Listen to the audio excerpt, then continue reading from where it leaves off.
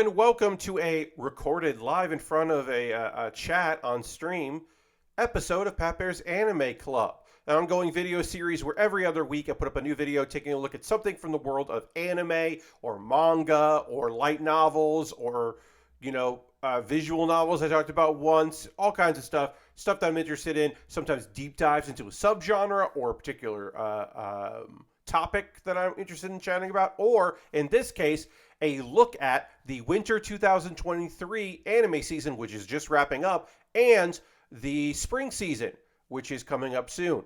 So you'll get me talking about those shows. I will say things like at the time of this recording a lot because things change. And when you're watching this video later on my YouTube channel, youtube.com/PatBear, it might already be different. I am doing this on Twitch. So there will be chat elements, so people might be giving their thoughts and opinions on the shows I'm talking about in chat, or they might ask some questions, or just go, wait, that's what the show is about? Fuck. And stuff like that. There might be some exclamations. Was that how long? Yeah, that was a minute in. I made it a minute before I swore, so I think we're going to be okay. Anyway, let's just get into it. We're here on anychart.net looking at the winter 2023 season. I'll be scrolling through that. The first show, you'll also hear this a lot. I didn't watch this show. The combination of comedy, ecchi, and supernatural made me go, I don't know about this. There's a cat and a bunch of ninjas, and it just looked terrible. What was this on? I was on Crunchyroll. That didn't look good, so I didn't watch it. It might have been great. I did watch Bouverie. I don't want to get hurt, so I'll max out my defense. Season 2. I have, at the time of this recording, it is not finished the season. I am like 3 episodes behind because it is fine.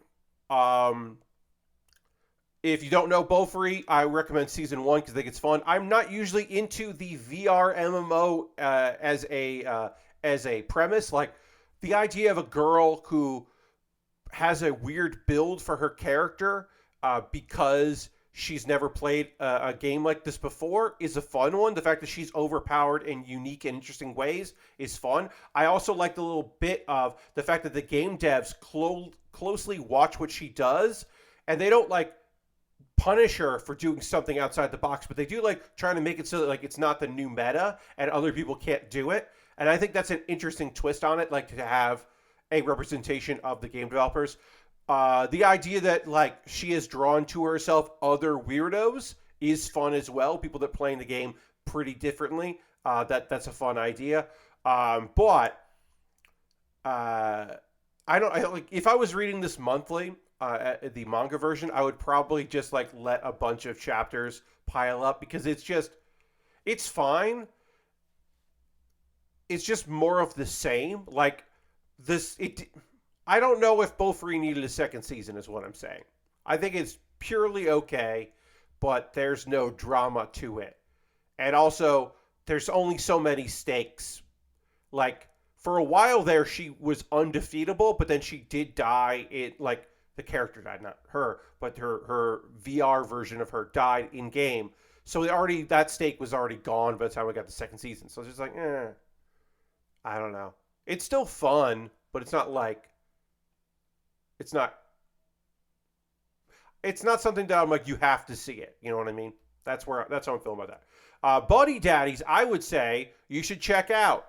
I would put drama in a tag for Buddy Daddies as well. I never pay attention to the rankings, the voting, how people are feeling about shows or anything like that, the hype meter. I never pay attention to anything like that on any chart.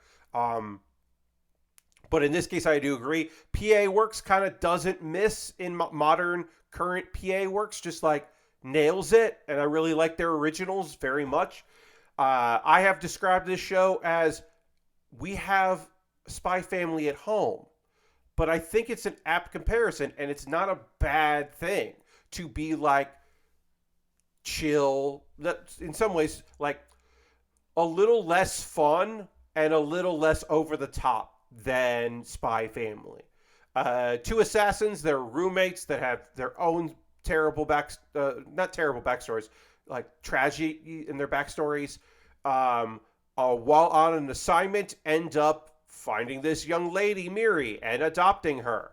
Um, and it's really cute. The last episode at the time of this recording, episode 10, was unbelievably sad. I love that they're getting 13 episodes. That's great. But yeah, episode 10 was incredibly sad.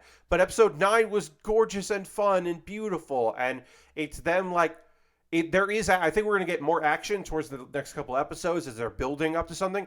It might have been a little light on the action. I think we're going to get that later, but it's been high on the hijinks and the fun and the lovely characters. It's a great time. I will say this: looking at like the poster and the premise, there were people that were like, "Oh, they're buddies, huh?" There is no subtext here. There is no text here. This is not two dudes who don't realize they're in love with each other. Two guys can just be buddies. You're right, Umjad. In this instance, it does not appear, I should say, that they are going to be romantically linked. And I'll also say it's not, they're not baiting anyone. This is not queer baiting. There is not moments for the fans to draw outside of the fact that they are roommates. And they're also two guys posing as dads, raising a young lady, but they're not, as far as I can tell anyway. That could change. Could be something that we just haven't seen, but right now does not appear to be a thing they're going to throw in there. That's just for the shippers out there to add their own sense. I have not watched any part of Bungo Stray Dogs season 4. I watched like half of season 1. It didn't really like catch. I think the humor is fun. I think that the action is pretty good, but it's never like, I think Bones is a fantastic studio. Bones A Squad, Bones B Squad, questionable. But like, it's just never appealed to me. Never been super into it. So I have not watched any of season 4 of Bungo Stray Dogs. But I will say this. It apparently is a good adaptation. I have a couple friends that really like this series. They are happy with this season. I'm happy for them. By the Grace of the Gods is wrapping up at the time of this recording. Season 2. This feels a lot like Beaufry in that I like the first season, and it's just like, I don't know why you'd need to watch this, really. Like, it's jumped so far ahead of the manga. They like took out a lot of characters that were in the manga, because I'm still reading the manga, but like, it's so ahead of that because it's based on the light novel, not the manga. But it's like, I really liked the first season, except for the part where they're trying to the anime is trying to ship two characters, one of whom is a child in a child's body, but a grown ass adult. And it's just like, did you forget how old he is? Because this is awkward and weird, and I don't like it. When it's at its best, it's just him living a cool life with all his fun slimes. But I feel like this season was too focused on the jobs that he has, and his. At one point, like, he's a small business owner, and like, I don't care that he's a small business owner. You know what I mean? So this is a missable one, even though I do like the first season. I don't think it needed a second season. Campfire cooking in another world with my absurd skill. So there's a lot of isekai out this season. Guess what? There's a bunch coming next season too. There were a ton. I think there were 11 new and returning isekai. And I watched most of them. And I really like Campfire cooking in another world with my absurd skill. Monsters are not done in CG. There is some CG in the magic, but most of it is digital. It is a lovely little series about, the premise is just fun. It's like a guy just like is found himself in another world, and he is just doing his best, and his best is cooking awesome food with his great ability, which is that he can shop online at a Japanese convenience store, and then that stuff appears to him.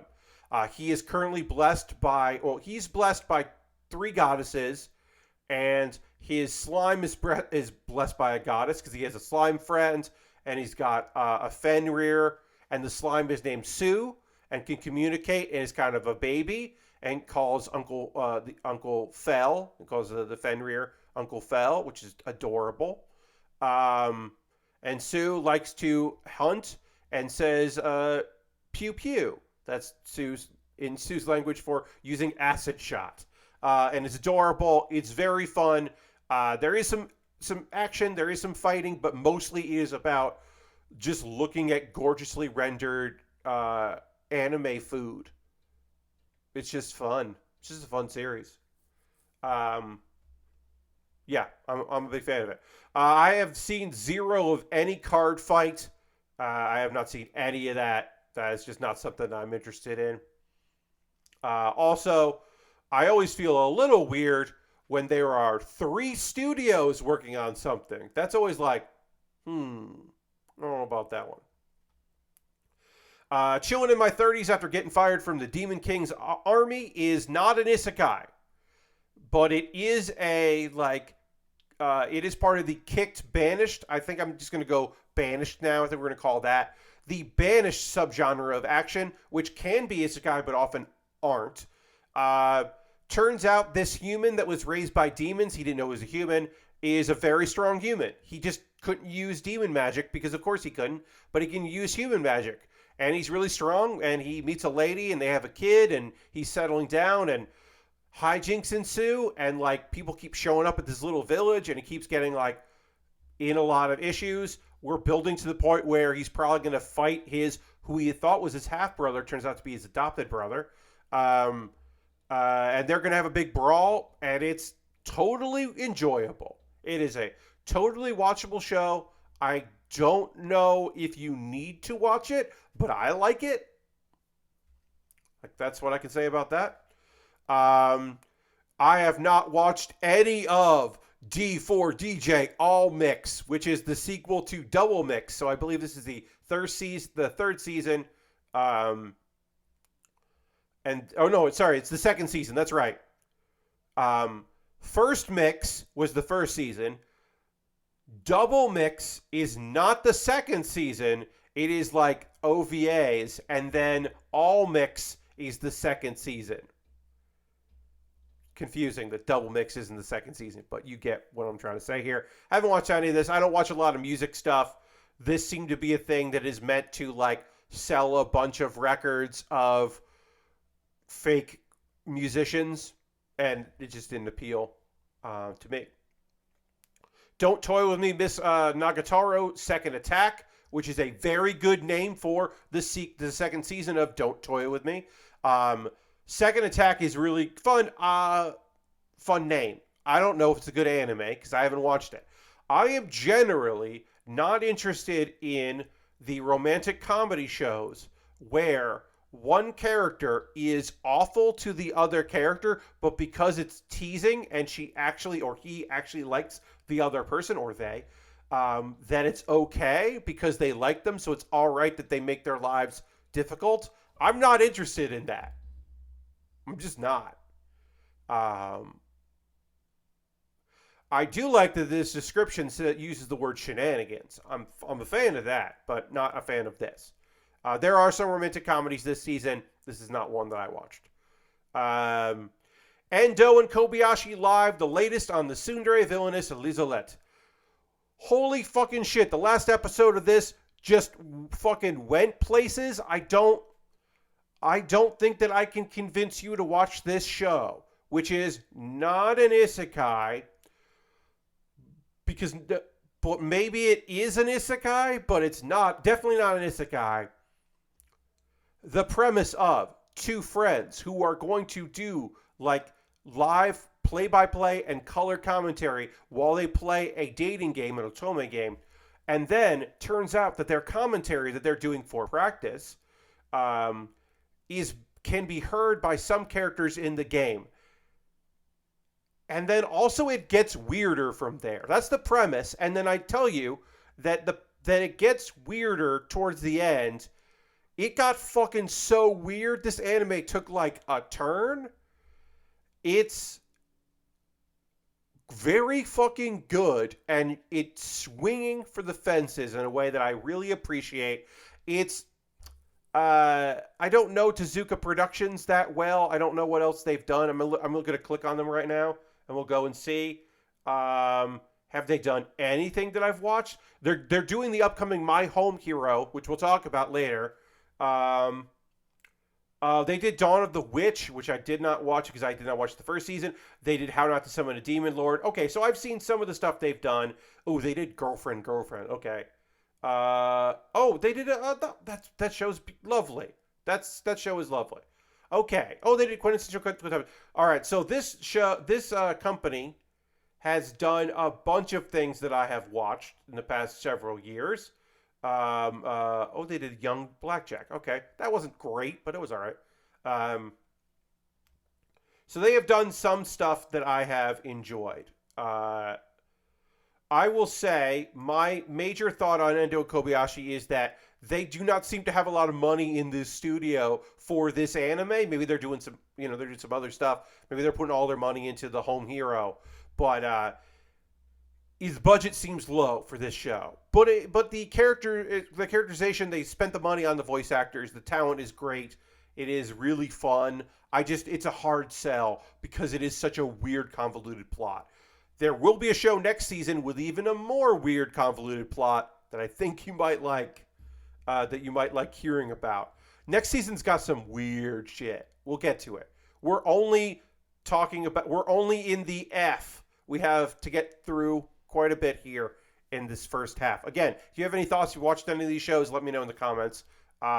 Farming Life in Another World, unbelievably easy to watch. There is some CG stuff here and there. Like there is a water wheel that they didn't CG for some reason.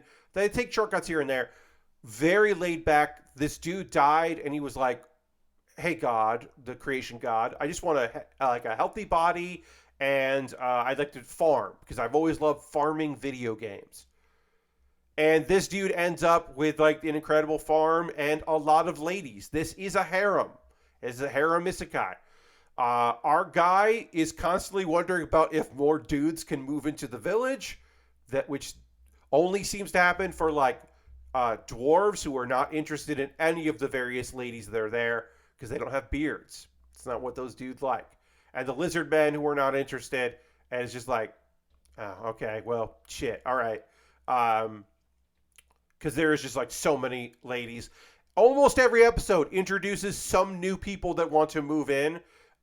This show, Sue the slime from Campfire is my favorite like animal creature character this season, but this show has a very good spider that I'm a big fan of. Big fan of Zazuba, the big old Zatsuba,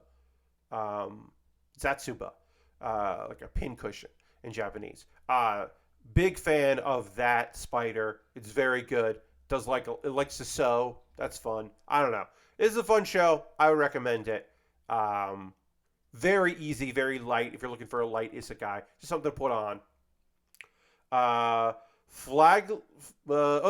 Nathan says Zabuton is the best character this season. Yeah, like I said, I think I like Sue better.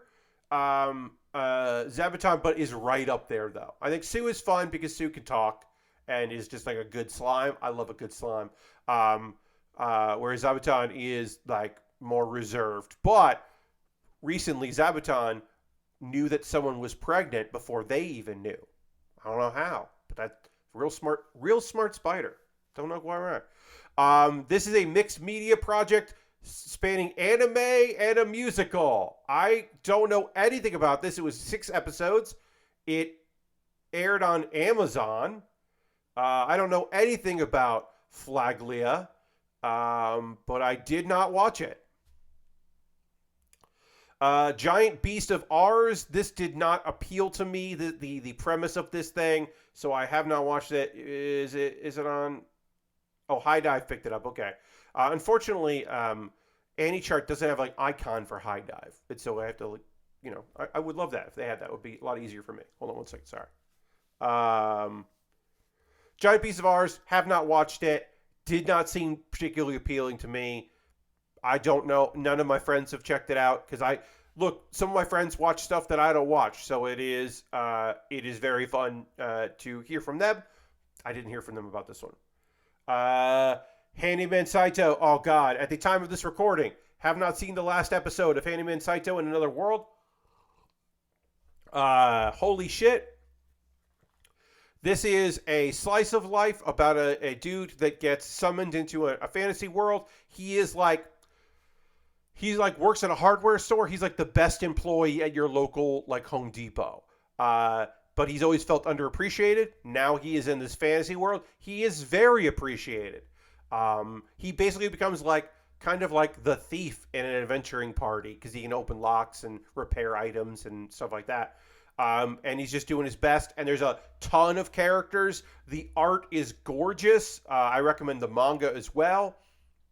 And sometimes it's very cavalier about like big dramatic moments, and other times it really dives into it and really like lets you feel that. Like there's a lot of sadness in this show.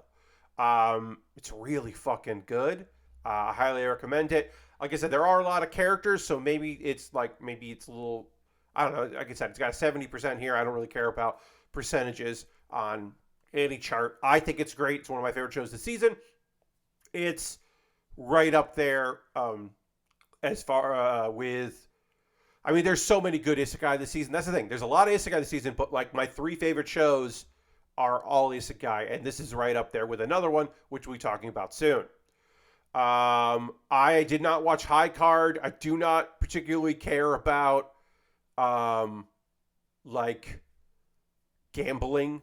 Nathan says, didn't watch past episode 1 of Handyman because it felt less like a show and more like a series of vignettes. So, it is vignette heavy because that is part of the manga. The vignettes fade as the series progresses because once the series takes a good, long, slow time to introduce you to a lot of characters, and then you get to start seeing the characters interact.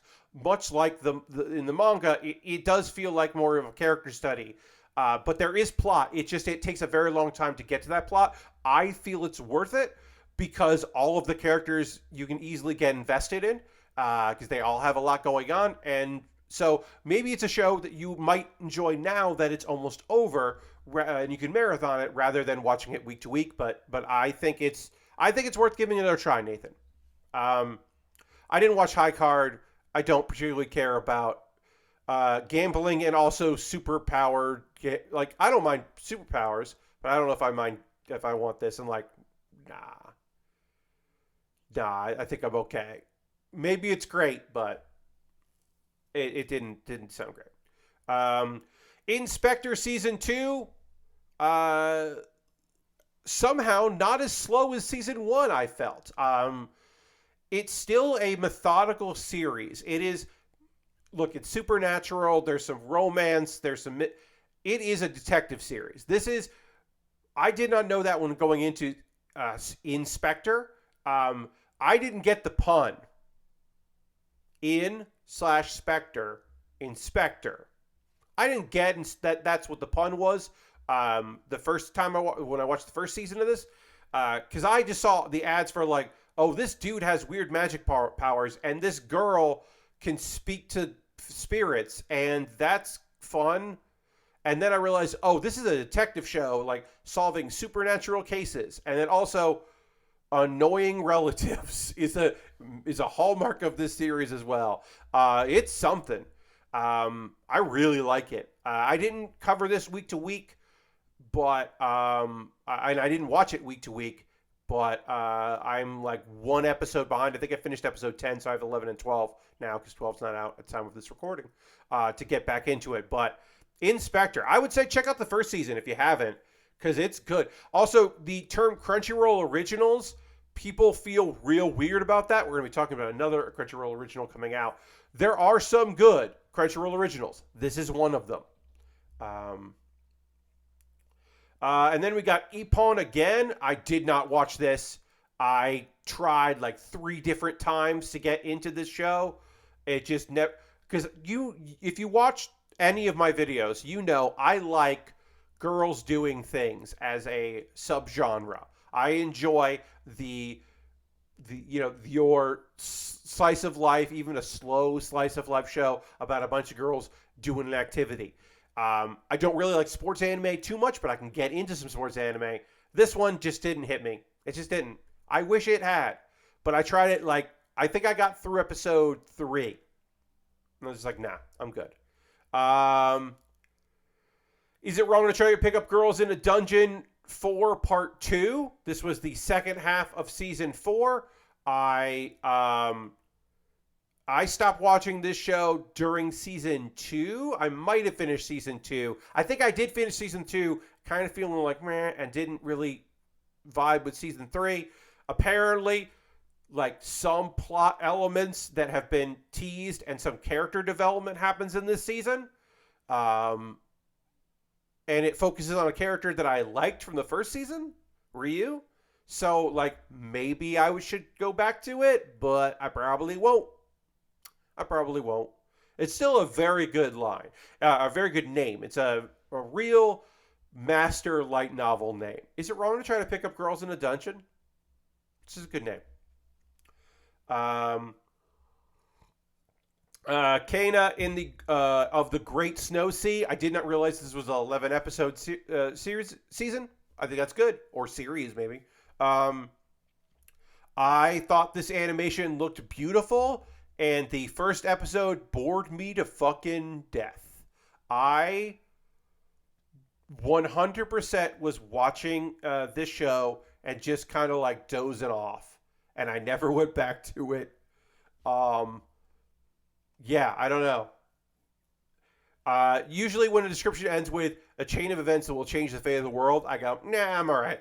So Polygon Pictures, they do good work. I like them. So maybe I'll go back to it. I thought the art style was at least interesting. Kubo Won't Let Me Be Invisible. This is not one of the romantic comedies I watched this season. I did not enjoy the manga. I will say this. I have watched half of this series. I may finish it because the younger brother of the main character of Junta's younger brother is adorable and great. He's not even in this photo.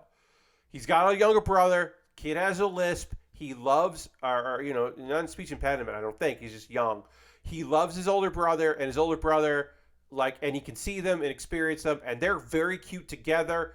There is an episode where the younger brother is really into Ultraman style shows, or Kamen Rider style shows, and so he says henshin, but he doesn't say it right. And the older brother shows him what he remembers, and it's very cute. There's a lot of stuff that's very cute. Kwaku is saying that the animation of Kubo looks amazing. Yeah, Pine Jam put a lot of money into that. It just didn't hit me.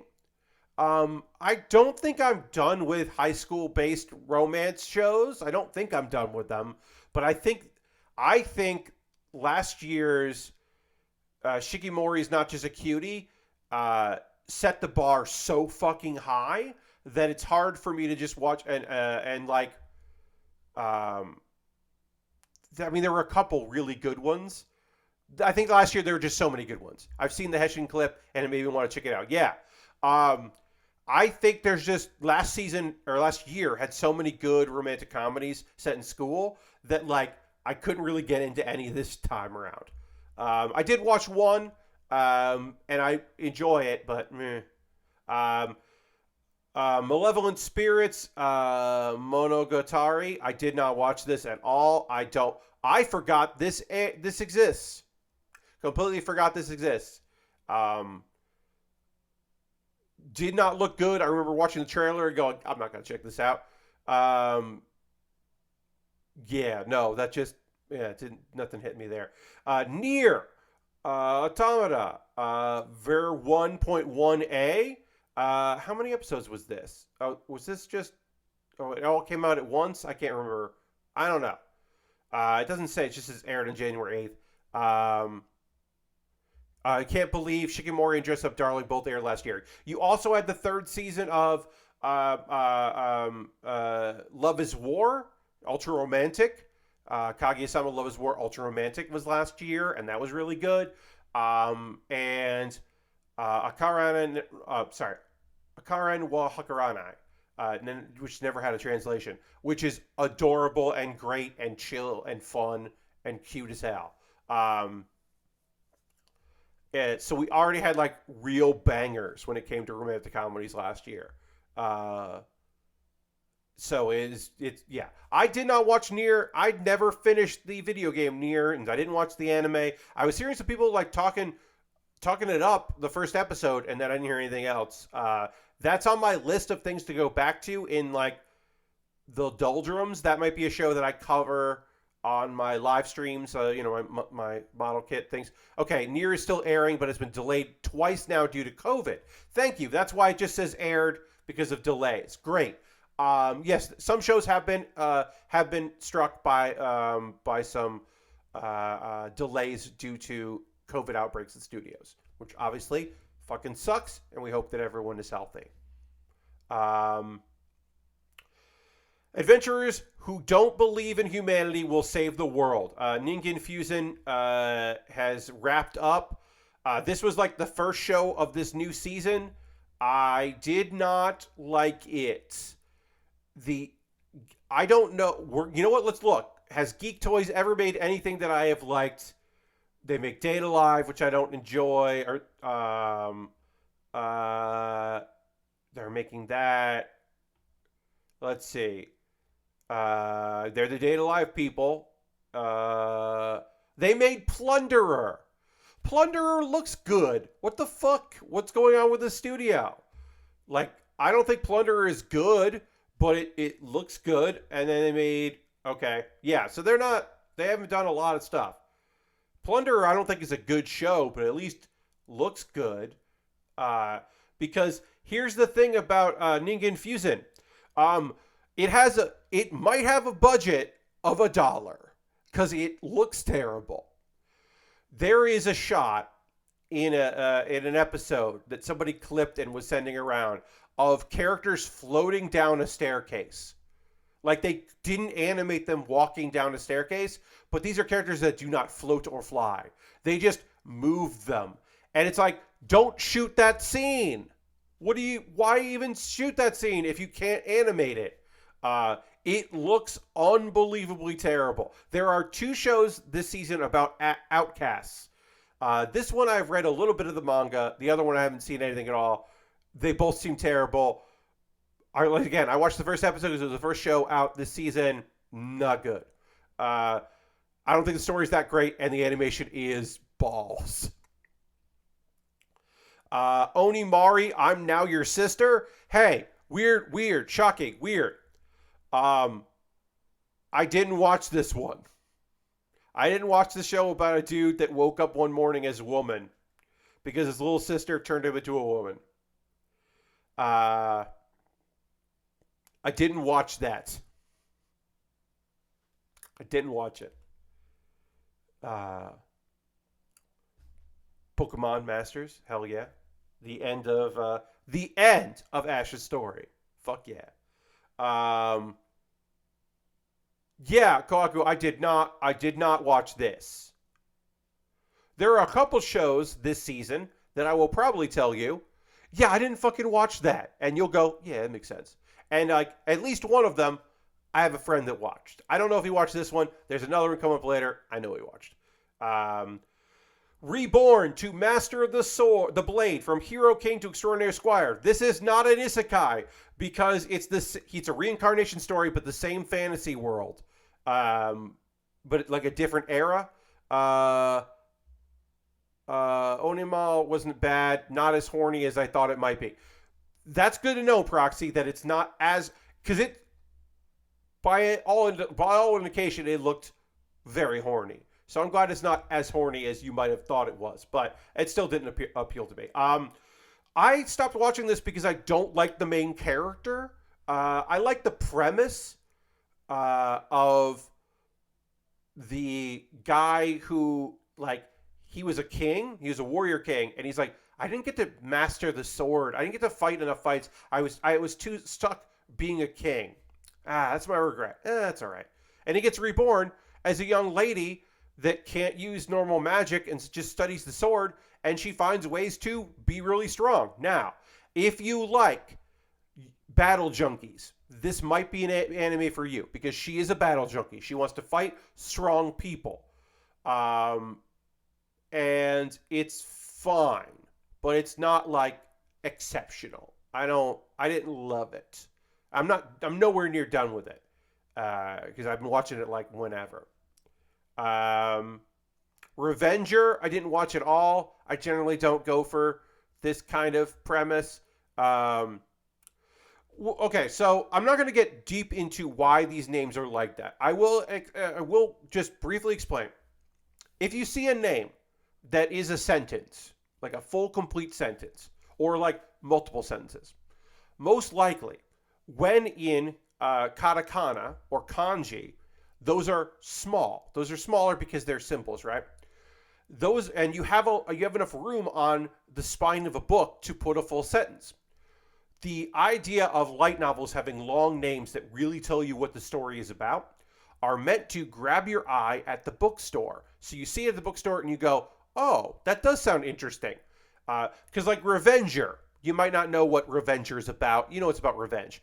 Bleach, the manga Bleach, is just a word, it's an English word, that the mangaka thought was a cool word. It has nothing to do with what's going on. So Reborn to Master the Blade from Hero King to Extraordinary Squire is meant to, you walk up to a light novel in a bookstore and you go, yeah, all right, I'll get that.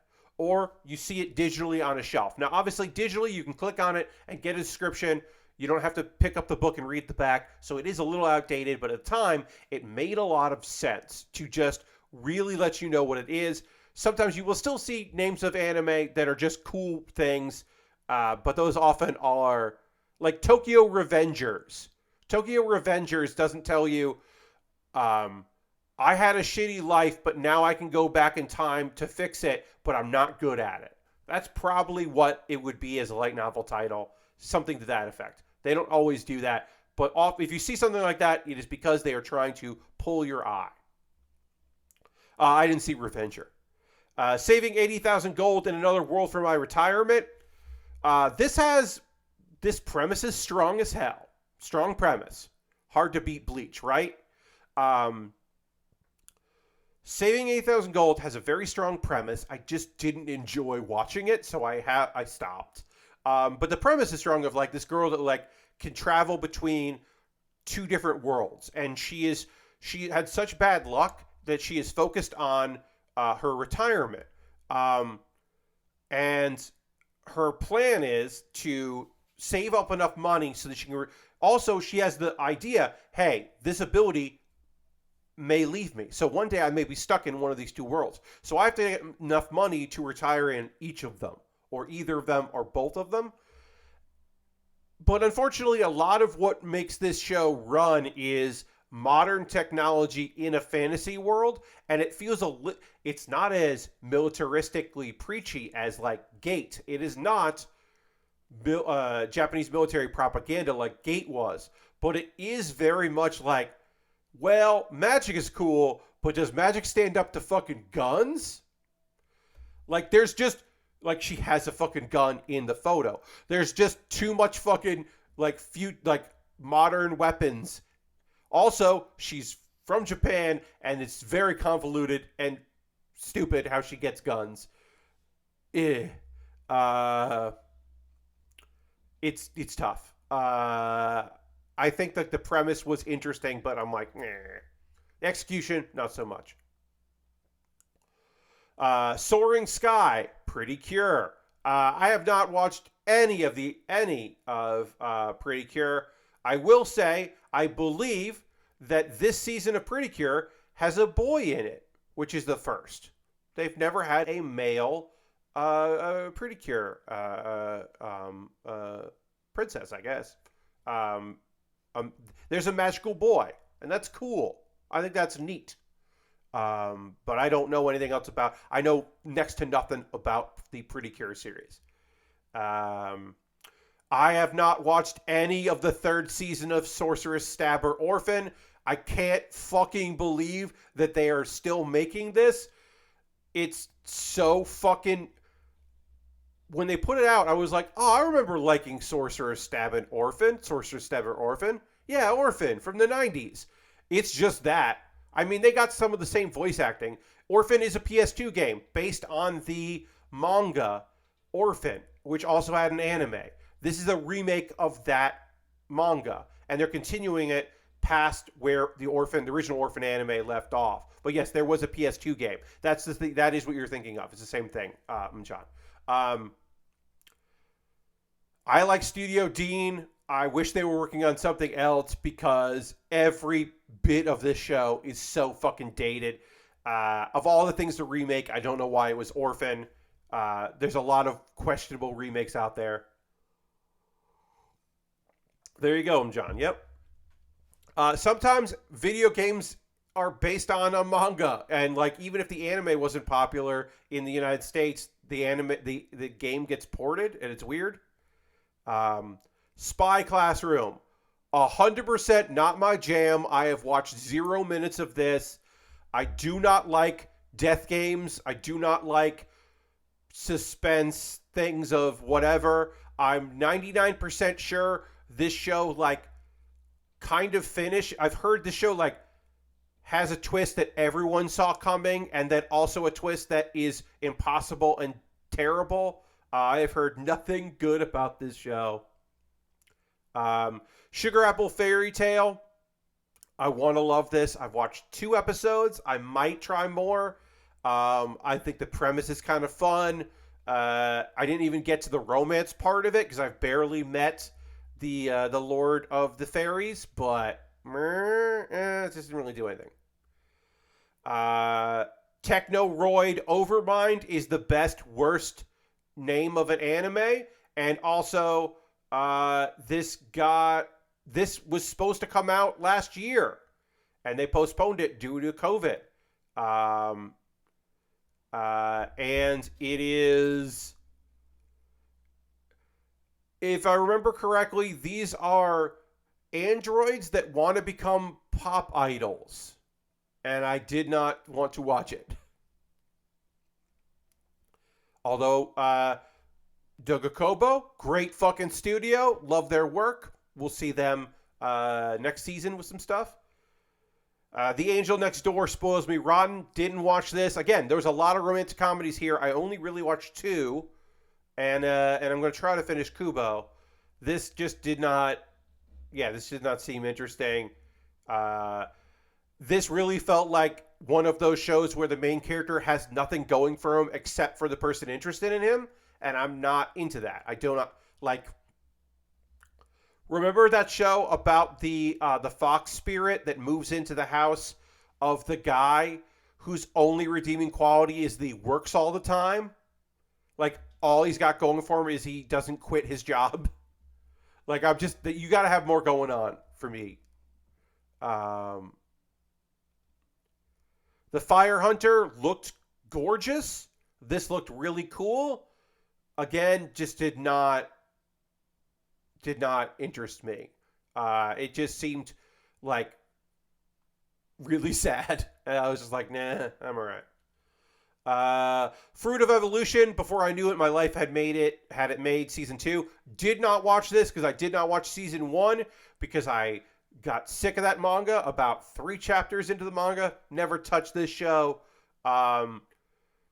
A core premise of this show is his life got way better once he ate a fruit and stopped being fat. And it's just like, go fuck yourself. He's fat and smelly, and now he's not. Now he's awesome. And the ladies love him. And I'm like, get the fuck out of here. The Ice Guy and his cool female colleague. Let's go. This is my romantic comedy of the season. This show fucking rules. It is cute and fun, and if you are looking for adults, a workplace comedy with romance, this is great. Fruit of Evolution makes me mad for having seen it. Yeah, fuck that show. Ice Guy and his cool female colleague exists in a world where people have magic abilities, and everybody fucking knows that and accepts it. Can you imagine a show where you don't have to watch this guy who ice storms happen all the time because when he gets emotional, which is mostly him like feeling romantic feelings for his coworker. But he doesn't have to like pretend, and no one has to be stupid about not seeing it. Now, they have to be stupid about not understanding why they're seeing it, although some people do, because of course they do. But nobody has to lie about their special powers. Everybody just accepts it as part of life, and I think that is so smart because you get the fun idea of this guy's emotions are easy to read because he is because of his ice abilities that he can't fully control. But then you don't have to ostracize him or hide it. It's such a smart, lovely choice. Ooh, we had a drop frames there. My apologies. It's a smart, lovely choice. I highly recommend the ice guy and his cool female colleague. There's some good cats in the show. The supporting cast is all very fun. They're cute as hell. It is at time of this recording. It is just wrapped up, and I have not watched the last episode. I'm going to watch the last episode tomorrow, and I can't look. Do I think that they fell in love? Probably not. Do I think there was some progress? Yes. And this is The Chase. I love it to death. Such a good show. The Iceblade Sorcerer shall rule the world is not an isekai. But it is a dude. It is not a kicked or banished. It is a guy that retired and he is hiding. But he is super overpowered. But he can't always activate his powers because they're kind of hidden. And people don't know that he's really good. So he acts like a fool. But he's not a fool. And it's bad. Not all the animation is bad, but a lot of it is. And it's I bet this is somebody's favorite show this season because it's exactly what they want and good for them. But nah, I'm good. It's already 10. We have so many shows left to talk about from this season. It'll be easier for the preview. The review always takes longer than the preview. I did not watch anything of the Legend of Heroes Trails of Cold Steel Northern War. It's based on a video game. You don't say. Didn't watch a second of this. Don't know anything about it. A recon mission. Ooh. The magical, I need to play 2,000 hours of Trails first. Indeed. The magical revolution of the reincarnated princess and the genius young lady. Sorry. People have thoughts on this one. Brady says, Northern War is pretty incoherent if you've never played the games. And even as a big fan of the games, I thought it was pretty meh. So that's great to hear. Thank you so much for that insight. I appreciate that very much. Thank you for letting us know in chat. As someone, I've never played the games, but as someone who has played the games, it's great to have that insight that it's still like, It definitely feels like, all right. I mean, yeah, maybe if I was in the video game, I would be happy, but it sounds like not even that. That's rough. The last episode's coming up. Oh, I'm wondering what's going to happen in this one. Oh, it's going to be a whole fucking thing. Magical Revolution of the Reincarnated Princess and the Genius Young Lady is my favorite show this season. Hands down. It is an isekai. But it's also gay.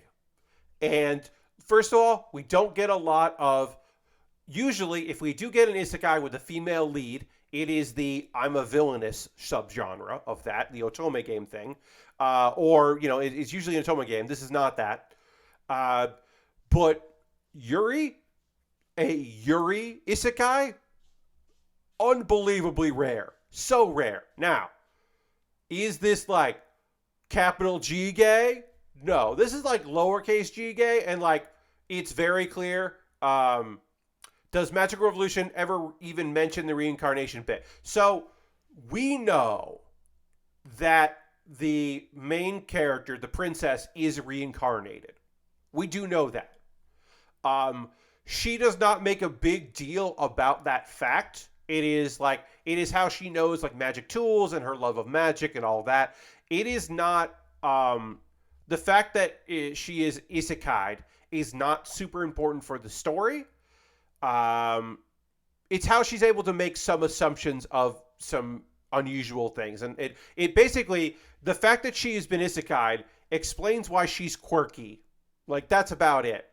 But the real point of the show is like this like fish out of water character trying her best to help someone because she wants to, because she was jealous or she has feelings for. And it's a very slow progression of their feelings for one another. As far as I know, the light novel is very gay, and the manga is not. They took it. You may be surprised to hear that the manga, in an attempt to sell it to as many people as possible, toned down the queerness of it. But because this is based on the light novel and not the manga, it can be. It is not like who knows how this next episode ends. I don't know. I can't tell you. It hasn't happened yet, time of this recording. But I can tell you that, like, there's a lot of hand-holding. There's a lot of long eye contact. There's a lot of admiration between all our female characters in the show. And Annie and Yuffie are both great characters. Their motivations are clear and understandable. The one of the major villains in the show is somewhat understandable in why he is the way he is. I won't get too much into the plot, but it is really good and totally enjoyable and highly recommended. Magical Revolution of the Reincarnated Princess and the Genius Young Lady is my favorite show of the season. The Misfit of Demon King Academy 2, History's Strongest Demon King reincarnates and goes to school with his descendants. So the voice actor for Anos from the first season got caught up in a scandal and was replaced by another voice actor. And I can't get into it because I know that. I know that's not Anos' voice. And it's weird. If you watch the dub, I bet it's fucking fine. I don't know if it's the same dub actor, but it's not the same voice actor. And he's doing an impression of what the first guy was doing, and I hate it.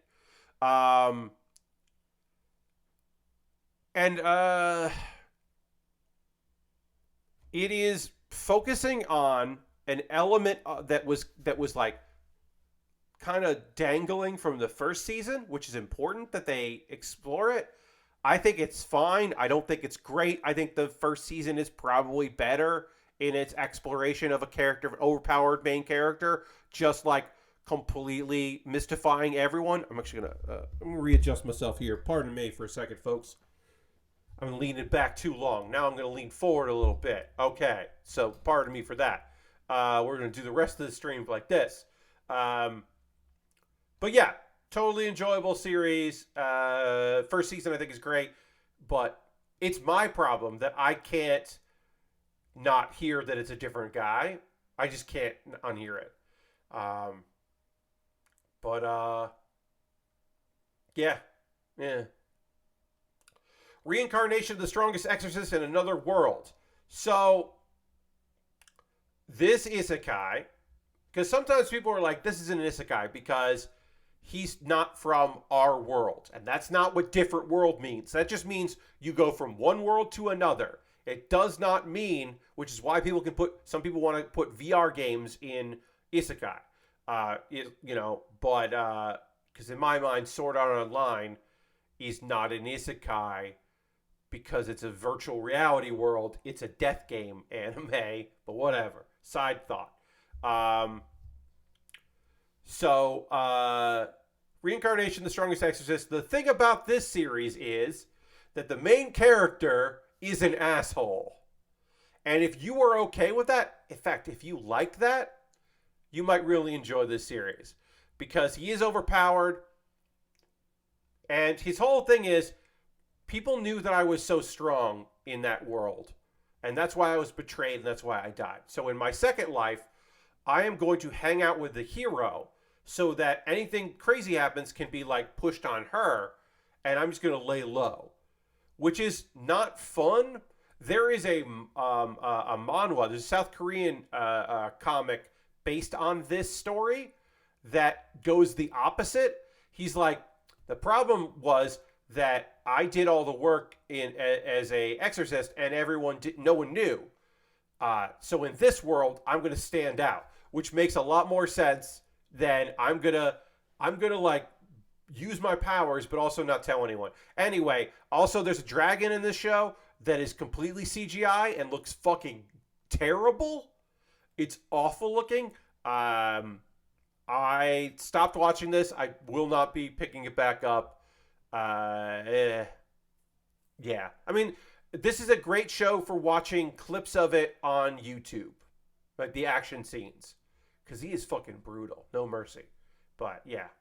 I did not watch The Tale of Outcast. I told you there were 2 Outcast-based shows, or Outcast premise shows. I didn't watch either of them. Don't know anything about this. Never even seen the manga before. So I did not check out The Tale of Outcasts. Yeah. Is it possible for 2 souls so different to find happiness together, and what price must they pay? That is a question that I don't need to know the answer to. Vampire Dies in No Time Season 2. It's so weird that Madhouse made a second season of this. It's so strange. I don't think this show is funny, and it's a comedy. And so that's tough. I stopped watching the first season because I did not find it too funny. Tokyo Revengers Season 2. I don't have Hulu right now. That is the only way to watch it. It was on Crunchyroll, the first season of Tokyo Revengers. So this second season is on Hulu, and I don't have Hulu right now. I had Hulu for like a trial period, and I watched a little of this. I really think Tokyo Revengers, the first season, is fucking excellent. I love the premise of a person who... Because usually when you do like time rewinding shows, or like I'm going to have my life over again, or... Regression. Regression is a very popular thing in manhwa, in South Korean comics. The idea of regressing and then being, oh, I've regressed and I know what happens in the future. I can fix things, but I'm still a shitty middle schooler that's not strong and doesn't have any power or any ability to do anything. That's fucking really fun. It's a fun premise of being like, I need to make things right. I have no idea how to accomplish that. I think is a really good idea. And I would like to watch the second season. I will have to get Hulu at some point. I'll pay for Hulu with no ads for a month and watch all of this, I guess. And I believe it's Hulu in the United States, and then maybe also in Canada, and then most of the rest of the world, it's on Disney+. But it's not in Disney+ jail, so that's good. Tomo-chan is a girl. I am almost caught up with this show. I will say the premise wears a little thin about like a girl that likes her friend, but he does not see her as a girl because when he did see her as a girl, he stopped hanging out with her. So now he's convinced himself, well, if I want to keep her in my life, I have to think of her as just one of the bros. It's all right. The saving grace of the show is the like quiet Dedere like best friend, and also Carol. Carol's right here. Carol rules. Carol is the like accident, like kind of brilliant, but the ditzy brilliant character that like says what's on her mind and is nonsense. She is great. The blonde friend is pretty good. Yes, Carol is the best part of the show. It should be Carol is cool. It should be the name of the show. Not so much that it's a girl. Yes, Nathan. There was a scandal. I did mention that how the voice actor was replaced because of a yes, there was a scandal. And so that guy was just taken off the project. I do know that. I'm just saying, like, even knowing that, it's still weird to watch the show. I still couldn't really get into it because the voice actor was different. But yes. You're talking about Draken from Tokyo Revengers. That's right. I'm pretty sure that is not because of the cheating. That might also be because of the cheating scandal. Because that's the reason why Misfit of Demon King Academy was replaced, was because of a cheating scandal. I'm going to look. I want to know. Tokyo, because I haven't watched this yet. I love Tokyo Revengers. I haven't seen any of season 2, so let's see. Season 2, Draken via Drake. Let's see. Okay, also changed voice actors. Okay, Looper is telling us why. Let's see here. The reason. December. What? Veteran voice actor who's field. Okay. Yes. Okay. It's the same guy. That makes sense. Yes. I believe it's the same guy, or it's a different guy. I don't even know. Tatsushiba Suzuki. Okay. We're going down the rabbit hole, folks. There's also a singer. Let's see. Yes. Okay. Great. So the reason why Draken has a different voice actor in Tokyo Revengers Season 2 is also the same reason why Anos Voldigold has a different voice actor. And then the next time that the next season of Seven Deadly Sins, Ban will have a different voice actor most likely. I don't think we'll need. I don't think My Little Monster will get another season. So Haru Yoshida won't need to get recast because I don't think My Little Monster will get another season because it's been a long time since the last one. But he was also that. He has been a bunch of characters that I have in anime that I have seen, and that's interesting. So yeah, there you go. The details I do not know, but it was a scandal. So I do believe that it was cheating on his wife, who is also in the entertainment industry. I do not have the details. At this point, that is conjecture. But he's out of there. He's out of there. Or he was cheating with another voice actor.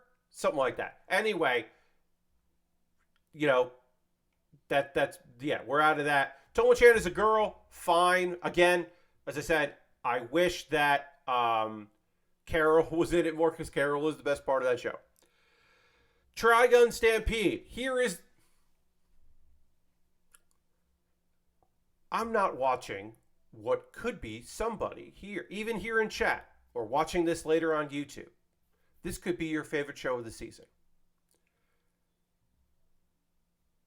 I can't. I'm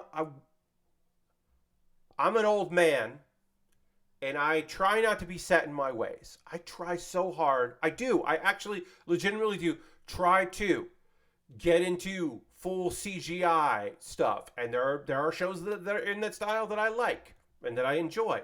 I try to give remakes and reimaginings a try. Not having Million there makes me go, what? Huh? What? Like, I don't know. That was tough. The pacing is different, and it should be. And I think there was an interview where they basically said, look, everybody knows what happened in Trigun, so we aren't going to, the big mysteries in Trigun, we don't have to tease you with the big mysteries because you already know them. And to that I would say, well, you could Google it, but not everyone has watched Trigun. So the pacing to me felt off. Pacing felt off. I think Vash's new look is fine. The rewrite of Meryl's job, I think, is okay. I don't know if this show needed an old man, an alcoholic old man. I don't know if the show needed it.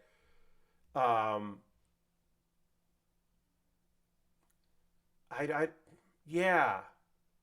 Just flat out saying in this description, yes, I understand that you could look it up.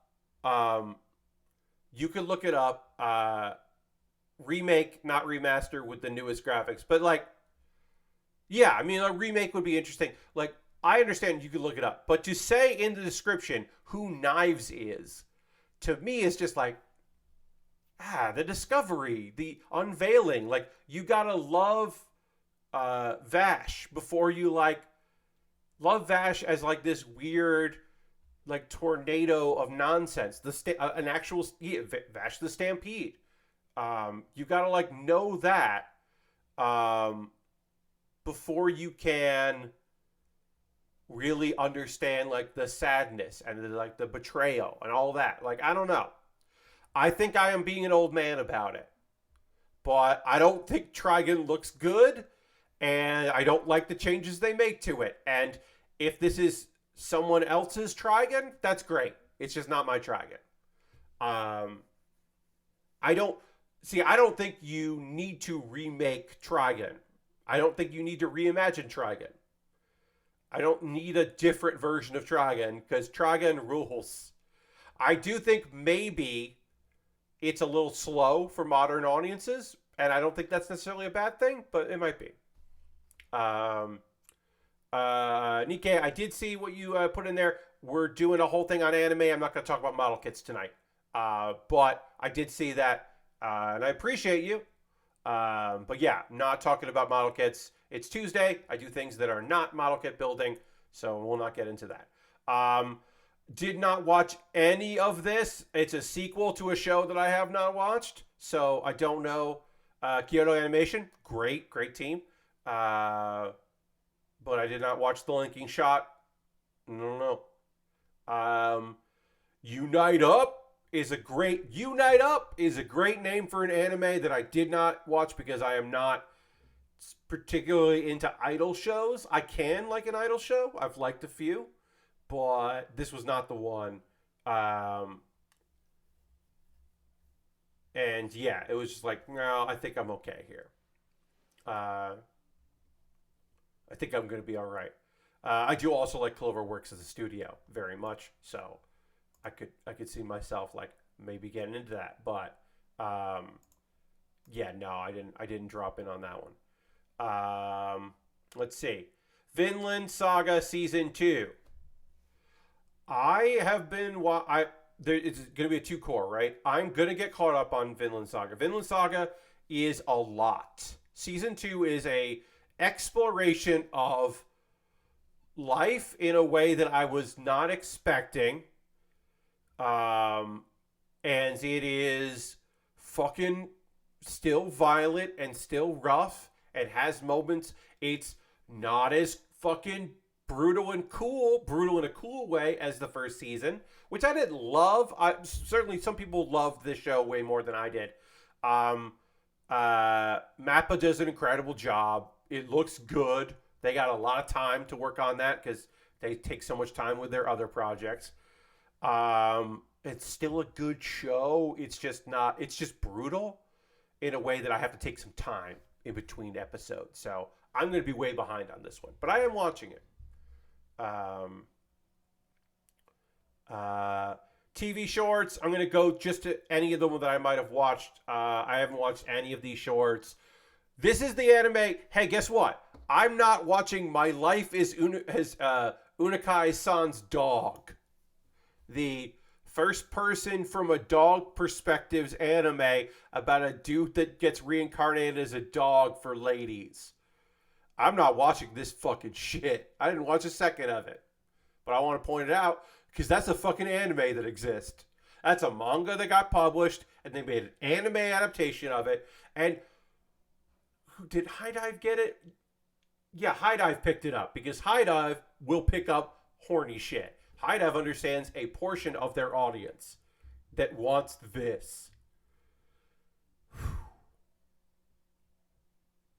Yeah. The fact that it's like this should just be a visual novel, right? Like just make it a fucking horny visual novel. Why is it a manga and an anime? It doesn't need to be. Just make the visual novel. Get out of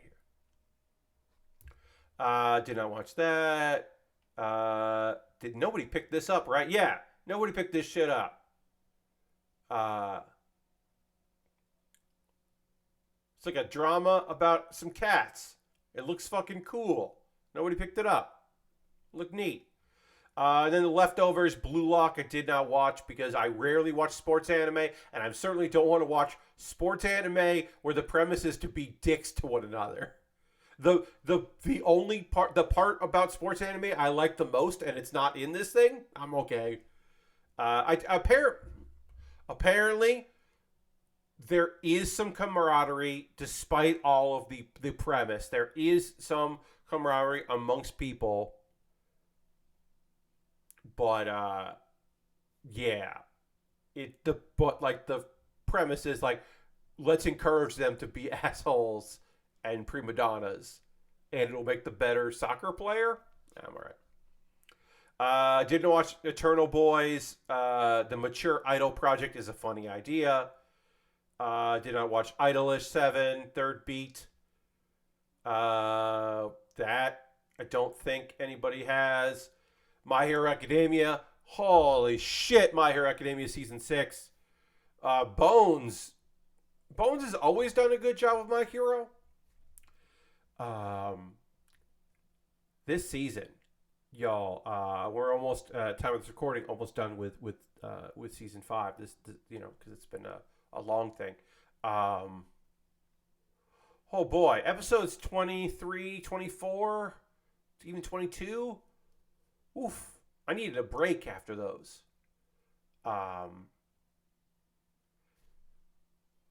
We're starting to get more, like, without spoilers, Deku is using more of his powers.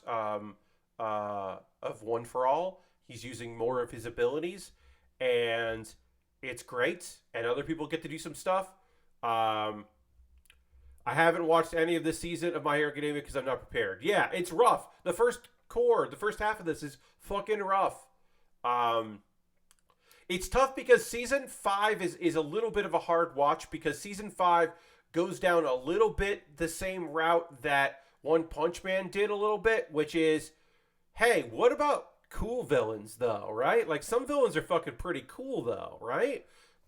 And so I never really liked that in My Hero. That's not the part of My Hero I come to. Understand villains? Sure. Feel for some of them. Hope that they can be rehabilitated. Okay, but like, are they actually the cool ones? Is not something I'm interested in. But season 6 has just been like, whew, fuck. It's heavy. There is a cameo from someone from early in the show that made me just fucking weep. A character that I will not say who, a character we had not seen in quite some time, reappears, and it fucking rules. It is sad. It's up because season 4 was like so fucking cool. It was a neat, and so like high school shit. It was more high school shit, and then season 5 is just like all over the place, and then season 6 is just so it's tough. The comedy is pretty gone, I'll say.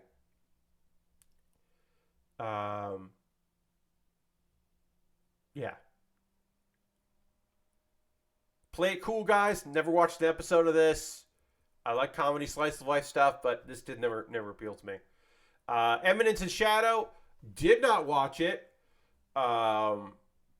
There is something interesting about the idea of someone who is so strong and powerful but has convinced themselves they're not. Like they want to play out this like secret organization nonsense, but they have to be, and so they're a genius, but they have to be gullible enough to believe that like the lies they've been telling aren't also true, and it doesn't make sense to me.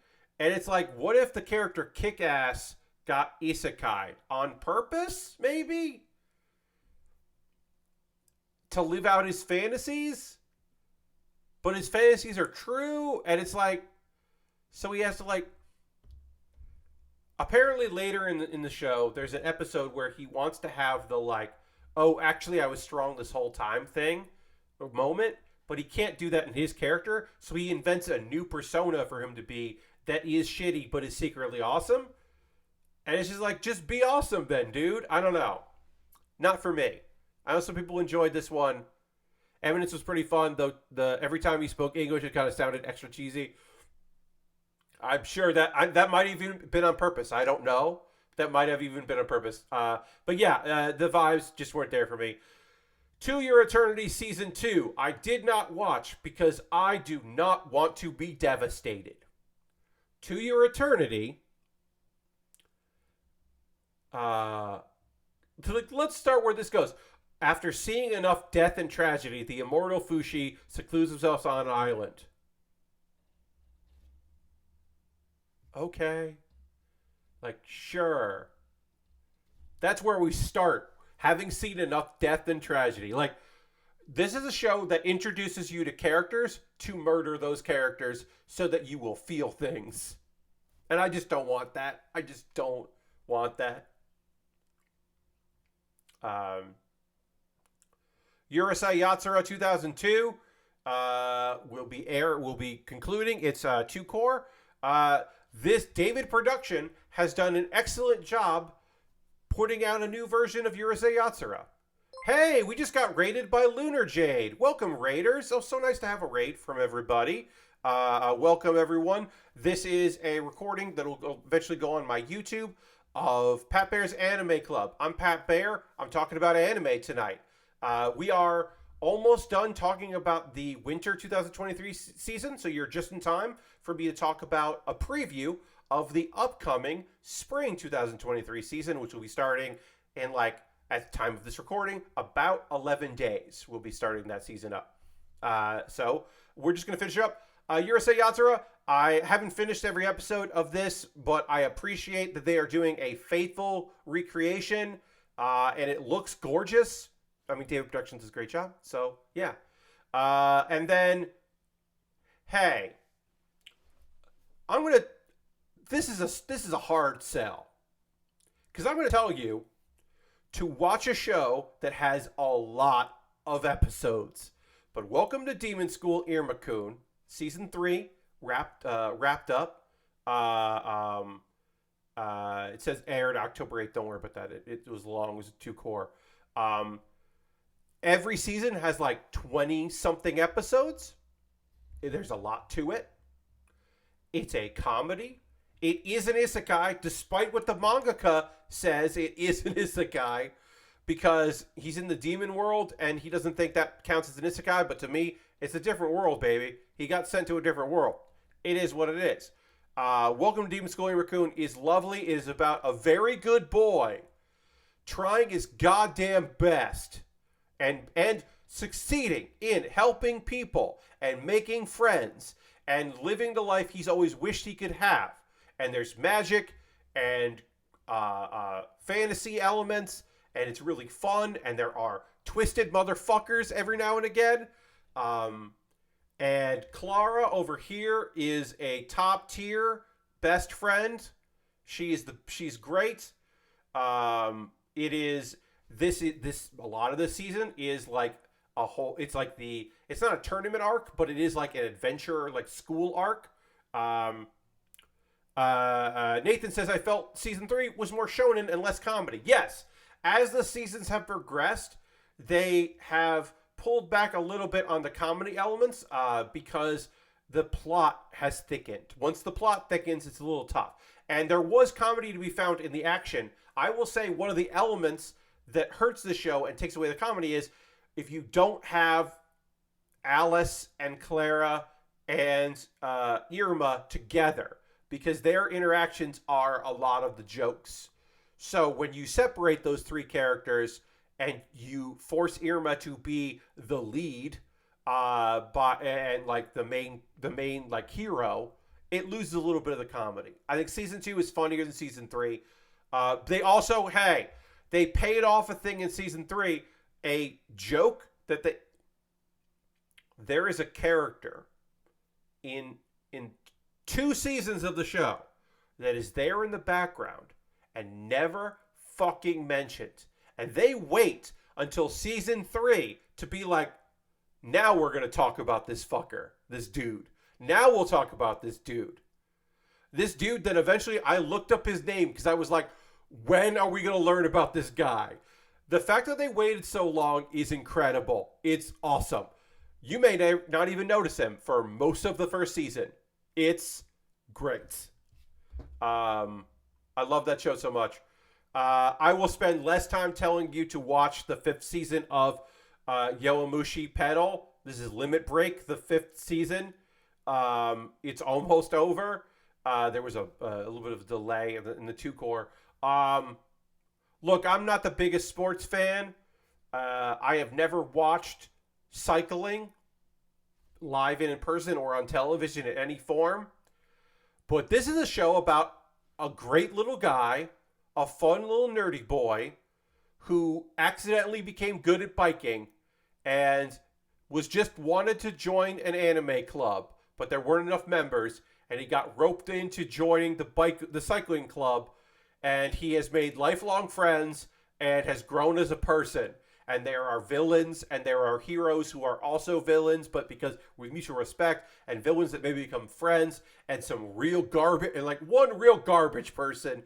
And it is beautiful, and touching and lovely. And sometimes a whole season is just a race or a day of a race. And so it is like, this is a show that I marathoned during lockdown. Early in lockdown 2020, I was like, all right, people kept telling me that this is a good one. I'm going to watch this. And they were right, and it is, and I recommend it to you. And there's some movies, and I don't know if I watched any movies that came out this season. I'm going to quickly scroll through there. I do want to watch that because that looks good. Gridman Universe. That came out? No, that's coming out. Okay. Gridman Universe is coming out, which is it is set in the same world as Gridman and Dynazeon, and kind of works together. I will want to watch that, because even if I didn't love the second one, I love Gridman. So I want to check that out. I didn't watch this Conan movie. That was a movie there. Ooh, I'll have to check that out. I like that anime. Let's see. No, yeah. There's the movies. Yes, these are all the individual movies, which are It's basically Japan put out compilations of the two shows, and then there's a theatrical movie that is like the continuation. So if you want to get caught up, you can just watch the movie, but you can watch the show. That seems kind of cool. I didn't watch any of that. And then OVAs, Attack on Titan, final season, the final chapter, special 1 of 2. That's right. This is a sequel to this is part 3 of the final season of Attack on Titan. I have now watched this. I have nothing more to say about Attack on Titan. I did not watch that. The mini anime, that's fun. I don't think the mini got picked up by anybody. The Slow Life minis. Yeah, these are all going to be like OVAs and minis and stuff that I just haven't watched here. I did not watch Record of Ragnarok 2. I currently do not have Netflix, and I have no desire to watch Record of Ragnarok. Okay, mini episode of that show. That show is pretty fun. I actually wonder if this episode, these are mini episodes that are on the DVD and Blu-ray. I wonder if because this is Alchemist from last season. I wonder if these are going to be in High Dive, because High Dive usually has them. Because I think that was a High Dive show. If this was a High Dive show, then they might end up getting picked up, but I don't know. I don't know what this is, but it looks kind of neat. Dog and a Boy looked very cute. I did not watch it because this is this was the AI character thing. It looked kind of cute. I've heard the backgrounds are bad looking. And then more Way of the House Husband, which I kind of just wanted to be, just actually make an emotion comic. I don't know. Just read the manga. Just read the manga. All right. So now we got to go back up home. I'm going to drink a little water here. Now we're getting into the second half. An hour and a half into the stream, and now we'll finally talk about the spring 2023 season. Let's go in alphabetical order instead. Yeah, we'll do titles. We could sort by airing, so you know that the first show is Mix, the second season of Mix. So I won't be watching that, but because I don't know what Mix is. A Galaxy Next Door looks sad, even though it is a romantic comedy about a guy who really loves manga, but also has to take care of his younger siblings. And then he gets an assistant. And I don't know what the otherworldly. I don't know if the otherworldly thing is like just like, oh, just because she's quirky, or if it is like she is some sort of alien or something. I don't know. This seems like something I do want to check out. Looks like Crunchyroll picked it up. Seems kind of cool. Atlas Gear Aegis expansion is based on a video game. And I don't think I'm going to watch it. It's a mecha show, but guess what? Next season, there's already a mecha show I'm going to be watching every episode of. So I feel like I don't have to watch this one because it's going to be a very good mecha show. Oh no, Orchestra. We won't see a lot of like where these are being picked up here because it is still a little early. We're going to see more of that. Like, is that mecha show Mauve Love? I don't believe Atlas Gear Aegis is a Mauve Love. But it is one of those things where like, hey, isn't it weird that only young women can fight these particular things? And they're called actresses. And they have to fight Vice. When you named your big bad Vice, which are mechanical aliens, like, that feels a little on the nose.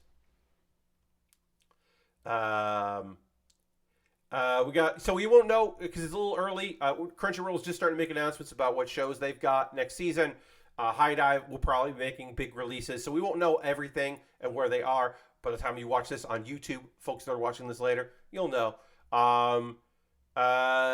Drama music show, not particularly interested. I did not love Birdie Wing. I am happy for folks that they are getting a second season of Birdie Wing so soon. Congratulations on getting more Birdie Wing, folks that liked Birdie Wing. Golf Girl story. But yes, congratulations on the second season. I didn't really like the first one, but like, happy for you. Bosanimal is, I bet nobody picks this up. I just feel like no one's going to pick this up because it just looks like very cute. I would like to watch this, but I don't feel like anyone's going to pick it up. Chibi Godzilla, no. Gyakuzu, no. Probably not going to end up seeing that. Dead Mount Death Play by Geek Toys. Remember them? We talked about them earlier. So this is I don't know what this is. This is a like reincarnation story. Maybe it's an isekai because it's about space and time. So maybe it's a different world. I don't know. A legendary hero and the corpse god. It's a thriller. I don't know. Maybe. I probably won't. More Demon Slayer. Fuck yeah, more Demon Slayer. Fuck yeah, more Demon Slayer. The first episode's going to have an hour. It's going to be an hour. I will be watching. Hell yeah. I don't know if I'm going to watch Dr. Stone week to week because season 2 was I was fine with. I didn't love. I do like the idea that like the chance for new characters and the exploration element of it because like the kind of promise that you might have had from the idea of like, what about like a really smart scientist, like in the future, but like a primitive future with like some of his friends, like as soon up until the point where they like realize like, oh no, we have to bring back this like murderer, wild guy. As soon as like that came out, it was like, um, I didn't love Doctor Stone. I like a lot of Doctor Stone. Um, there's a part in Doctor Stone where they hear someone singing for the first time. She's singing like a message to the future because she was a pop singer, and it's just like a whole bunch of people who have never heard this kind of music and singing before, just all like crying and being emotional. It's like there's some really good moments in Doctor Stone, but I don't know if I'm going to be watching this week to week. I didn't finish Eden Zero. Eden Zero is just like, look at Eden Zero and go like, oh wait, it's the fairy tale guy. The fairy tale guy, not content with making a sequel to Fairy Tale, also just made a different show with a bunch of the same characters with different names, some of which without different names, but different characters. And then a lot of the voice actors came back, and it's weird. It's weird that it exists, because Eden Zero is just like Fairy Tale in space. It's strange. Because Rave Master is, other than the fact that Plu is in both, Rave Master is at least its own thing. That we won't be able to see that. I don't know what that is. That's probably for kids. Hell's Paradise. Mappa is making Hell's Paradise. I bet this looks gorgeous, and I bet I won't watch it. It is like a lot of people fighting on an island and mysterious stuff. But Mappa does a great job. I mean, you look at it and you go like, oh, that's a Mappa show. I don't know. Maybe I'll watch it. Maybe the action's really good and the characterization is good. I don't know. Insomniacs After School. Linden Films is a great production company. This could be great. It's a slice of life romance about like two people who have trouble sleeping, or they both have insomnia. And they are, yeah, this could be fucking great. This seems really interesting. Let's see. Did it? High Dive picked it up. Great. It's always nice to have a few shows for High Dive since I pay money to watch stuff on there. There's always less there than Crunchyroll these days because of the whole Funimation merger. But yeah. All right. I know the name of this one, which has not been picked up anywhere, so that's one another. So the name of this one is I Got a Cheat Skill in Another World and Became Unrivaled in the Real World too. So there is a new trend in manga, which was a light novel trend a few years ago, of the returning, the post-isekai. This is not post-isekai. This is the going back and forth between worlds. So this is like a sad dude, like a tough one, but like has done his best to be a good guy, ends up being able to travel between worlds, and his life drastically changes because of that. And it's got some action, it's got some adventure. It's probably gonna, like, I feel like my guess is the anime adaptation will start with him cool and then flash back, because they love doing that shit. Because it takes a couple chapters before it gets awesome, but then it gets awesome and heartfelt and lovely and great. At the point I am now in the manga, like, I know there's like on the horizon there are like troubling things. Probably there's a great dog. It's just like I would put slice of life in there because there is fantasy and action and adventure, but like there's a lot of slice of life too. I recommend this one to look out for. It'll be interesting to see how the animated adaptation works, because I said I think the manga takes a little while before it gets great, so it'll be interesting to see if they like start with him being cool and then, you know, flash back to that kind of thing. Anyway, it's fun. It's like the core premise is a good dude trying his best gets rewarded. Um, what's the name of this one? I clicked out of these because I didn't know the names of them. This one is Summoned to Another World for a Second Time, or Summoned to Another World Again. So yeah, this is the post isekai, which is another interesting twist. It's to me that's fun that these are both out the same season. There's a lot of manga for this. This is one of the rare instances where the anime, the first season, won't get caught up to the manga because there's a lot of it. So this dude was a hero, and then he got sent back to his original world, but not in his original body. He got reincarnated. I don't know if I've seen that before. So he got reincarnated in his world, but he still has all his own abilities. And then the new version of him gets summoned back to that fantasy world by different people. And it's a strange and weird story, and there's way more to it. And right now, in the manga, I am in a section where it has been the longest motherfucking fight. There's a fight between two characters in the manga right now that is at least, I think, 10 chapters long, and I'm so fucking sick of it. But I don't even think we're going to get to that fight in the anime. I don't know. It's a fun premise. I like the premise. In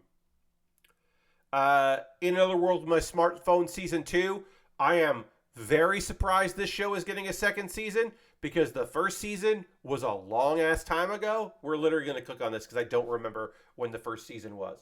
Hey, load. There we go. Let me see here. Show me. Yeah. Show me this here. When did this air? 2017. Holy shit. That's longer ago. That's longer than I thought.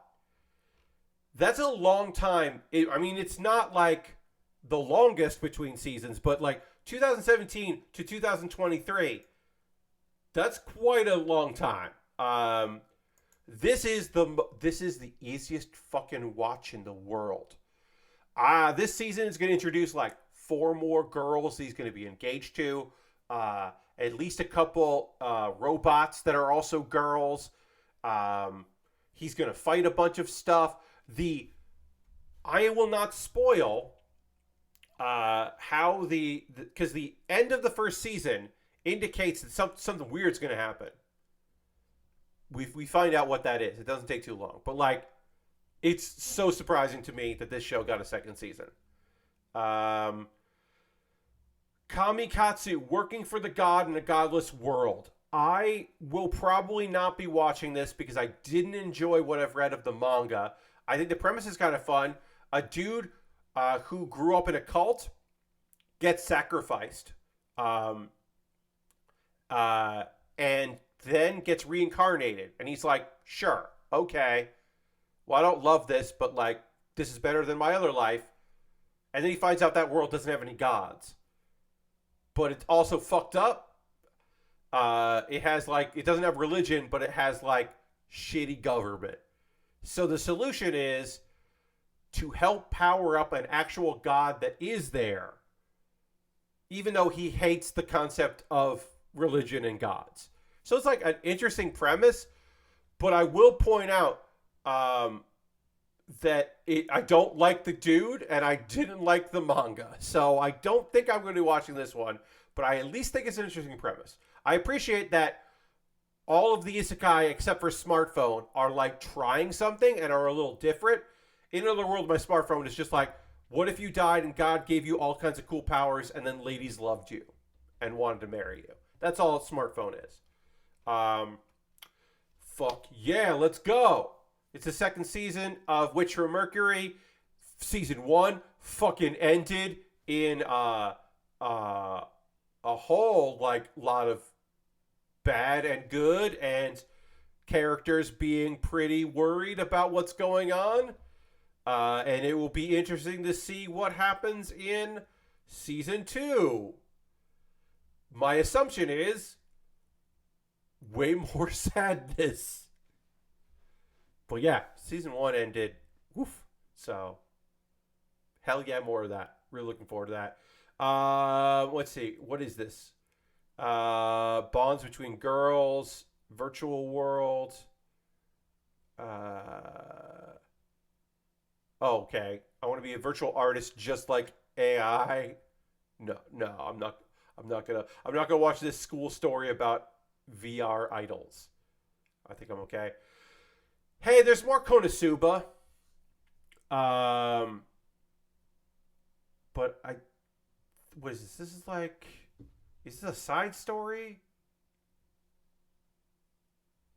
I I don't know. I did not watch the trailer for this. This could be this could be a focus on the character I like the most out of Konosuba, Megumin, uh, because she's great. Um, but I don't know. I don't know if I'm gonna watch this, because I don't really like Konosuba. Konosuba is like a fun premise done poorly, in my opinion. So I don't know. I do know that I'll be watching Kuma Kuma Kuma Bear Punch. It's the second season of Kuma Kuma Kuma Bear. The manga comes out too fucking slow in English. Because they don't do chapters, they do volumes, and I am sick of waiting. Also, the anime skipped a bunch of stuff in the manga, so when the second season starts, I imagine it will just like really go past it, and that's fine because that gives me more stuff to watch. If you haven't watched the first season of Kuma Kuma Kuma Bear, watch it. Understand that they do a thing where they show her being a badass and then flash back to explain how she was isekai'd. So it starts off, it does not start off with, you do not know in the first episode, hey, this girl was playing a VR game that she plays a lot of, and then she got summoned into a world that is very similar to the VR game. She's not trapped in a virtual world, she got isekai'd into a world that's very similar, and she's in a bear costume. So it starts being like, this show, like, hey, Yuna's pretty cool. And then it's like, how did Yuna get here? It's confusing. Because the flashback starts at the end of the first episode, and then in the second episode they explain it. And that's bad choice. But it's lovely. It's very fun. All the girls are great. The bears, the bears. Her 2 bear summons are fantastic. All the characters are lovely. It's a really good time. And it is totally enjoyable. It's a high on slice of life. So happy we're getting more Kuma Kuma Kuma Bear, and the mini episodes that accompanied it were called Bear Bear Bear Kuma, which is very good. Maho Shoujo Magical Destroyers. I don't know anything about this. I'm not much of a magical girl person. Did anybody pick this up? Oh, this there. Okay, nobody picked this up yet. I'm sure someone did. The main character's name is Otako Hiro, and so I immediately was like, but one of the magical girls is named Anarchy, so I'm like, and there's some kind of little creature, because of course there is. I don't know. Otaku stuff got destroyed, and I have no idea what the fuck is going on with this thing. Mashal, Magic and Muscles. Yeah, I'm gonna fucking watch that. Oops, wait, sorry. What happened there? Oh yeah, we're okay. Great. Yeah, everybody, I'm gonna watch this, and I would suggest you too. If you were unaware, Mashal is basically what if Punch Man, what if Saitama went to magical school? A guy with no magic has to go to magical school to protect the guy that raised him in a world where magic is the most important thing possible, and the idea of someone not having magic is preposterous. But what Mash does have is incredible muscles and great strength. And yes, there is a twist, and no, I won't tell you what that twist is, but there is a twist that justifies the show, but it's fine and good. And I think that's good. Um, and also it was necessary because like what's happening here? Anyway, MASH is good and the show is going to be fun and you should check it out. Megami no Cafe Terrace. I don't think I'm probably going to watch that. Hayato's unexpected life in a seaside town with these five girls of fate begins here. Nah, I'm good.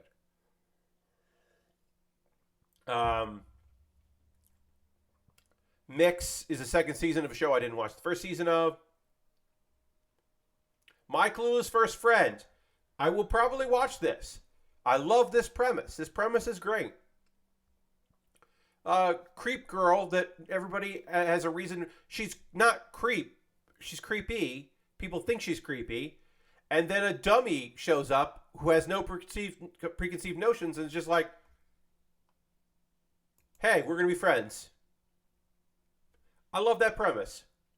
I think that is a lovely little idea. I'm definitely going to give this a shot. Did anyone pick this up? Crunchyroll picked this up. Great. I'm going to watch it.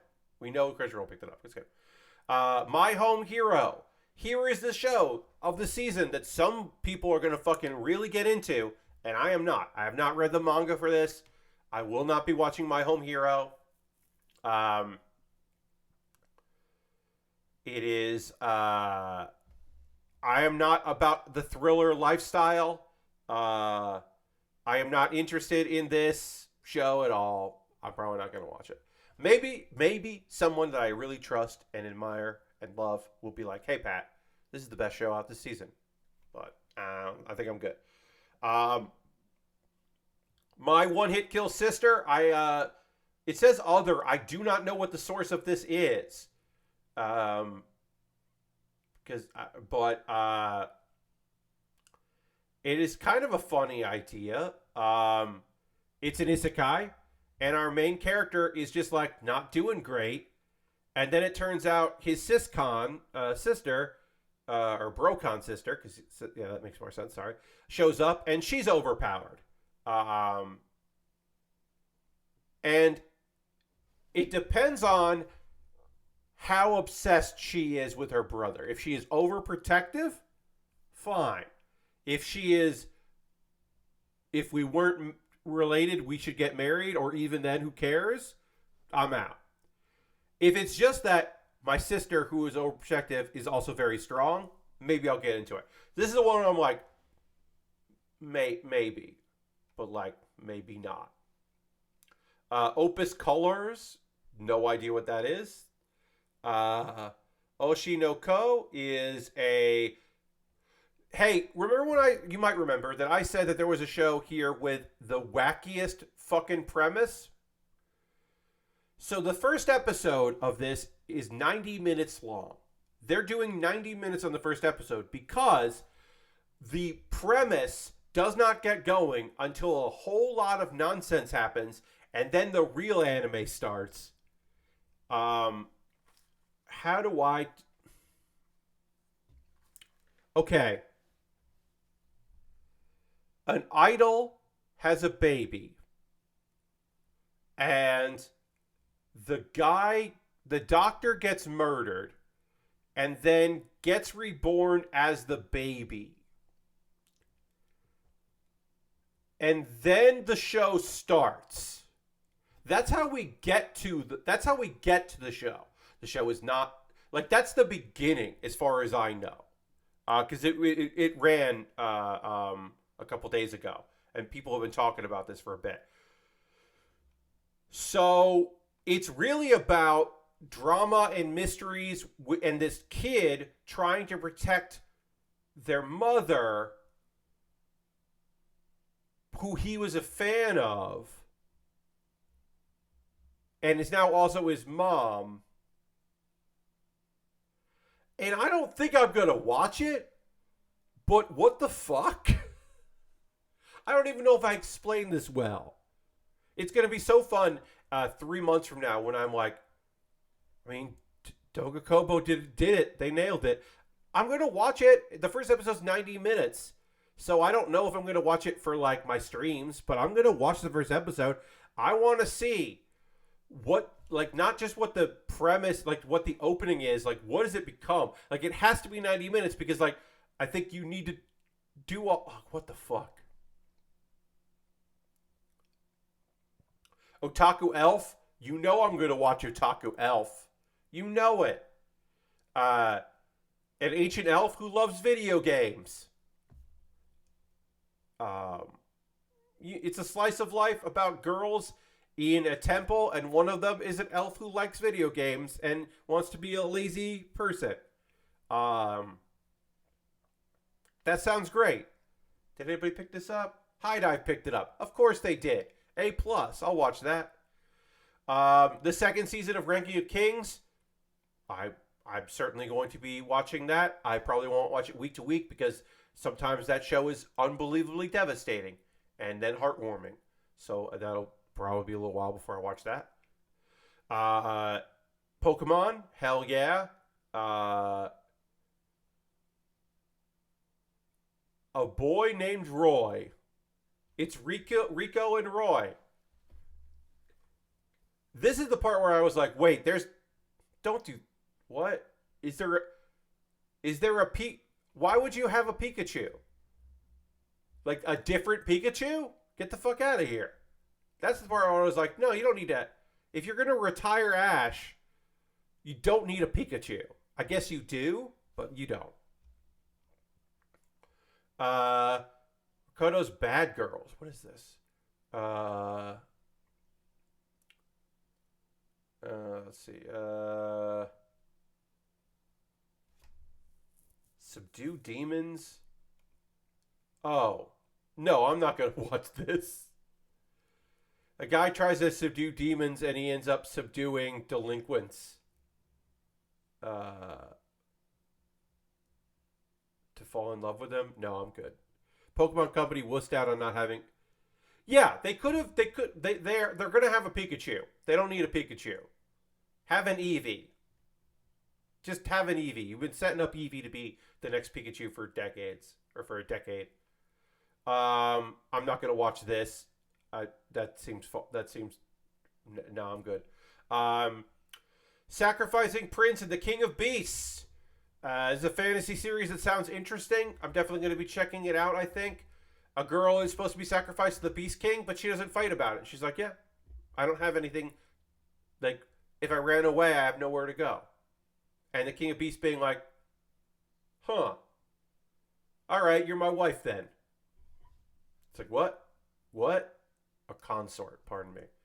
And I think it's just going to be, yeah, a romantic drama about a girl and the Beast King. And Beast and Demon King. And that sounds cool. I'm into it. Skip and Loafer, PA Works. This looks good. This is another romance. A lot of romance this season. I don't know quite if I'm going to be getting into it, but I'm definitely going to give the first episode a shot. Because it does seem like a country girl in Tokyo. I'm like, yeah, I've probably seen that before. But art looks really good. Skip and Loafer is pretty nice, I think. Yeah, art looks good. PA Works is great. I give PA Works a shot. That's what I'm saying. That's what I'll say. Tengoku Daimako. I like Project IG. This doesn't look interesting to me. Youth are raised in a nursery style setting by robots. The outside world is a hellscape. Yeah, no, I think I'm okay. Ancient Magus Bride. I did not love the first season of this, but I grew to really appreciate the first season of the Ancient Magus' Bride. So season 2, it took a little while to get there. I mean, there was a little like mini thing in between, but yeah, all right. She's going to college. Yeah, I don't know. The Aristocrats' Otherworldly Adventure, Serving Gods Who Go Too Far. I have read this manga. I didn't remember that I've read this manga because it's very similar to a lot of other stuff. Um, but he's just an overpowered little dude. Uh,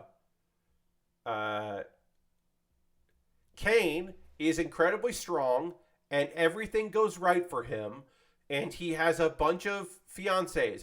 If I remember correctly, where I left off in the manga, he just got a new fiancée, and there was a joke about how he's gonna meet a princess, and everyone was worried. And he's like, "What? I don't what?" And it's just like, "No, you're gonna get married to her." Um, because a character that is not a princess but is important just decided they're going to get married someday. Uh, this is like this is more happens in it than smartphone, but it is in the in other words my smartphone category of just like very easy to fucking watch. Of course, it got adapted to an anime. Of course, Crunchyroll picked it up. No brainer. The Dangers in My Heart. I don't think I'm gonna watch this. Um, the classic tale of an antisocial boy falling for a popular girl, but neither are what appear to be at first glance. Nah, I think I'm okay. Like, if you are describing your plot as a classic tale, then that just needs to be like that sounds rote. At least tell me it's a new twist. Idolmaster, not my thing. The legendary hero is dead is not an isekai. It is an action series about a bunch of dumbasses who should not be the hero's party. Thanks to the legendary hero, loyal companions, I want to say this. Worried about the safety of his village, selfish and perverted farmer Toka Scott digs pitfalls to defend against demons, but fear not, Shino's there, and then Shino dies in one of his pitfalls. So he has to like take over her body and become the new hero. But they describe him as selfish and perverted. And I'm like, well, then I don't want to, like, at least he has something. He's not boring, but that means he sucks. And, like, I don't know. I don't think I'm going to be watching The Legendary Hero is Dead. Because I feel like a lot of the jokes are going to be not fun. The Marginal Service. I do not know what this is. It is an original. We got some weapons. It's all dudes. I don't know what that is. Can't tell you. The reason why Reliana ended up at the Duke's mansion is hey, we got another Otome game style thing, I believe, right? Oh no, this is a novel. Looks like almost like construction. Yeah, I don't know. I don't know what that is. So we've got a girl into a romance novel. Girl has woken up into a romance novel, and it's her attempt to create a new ending for herself. Um,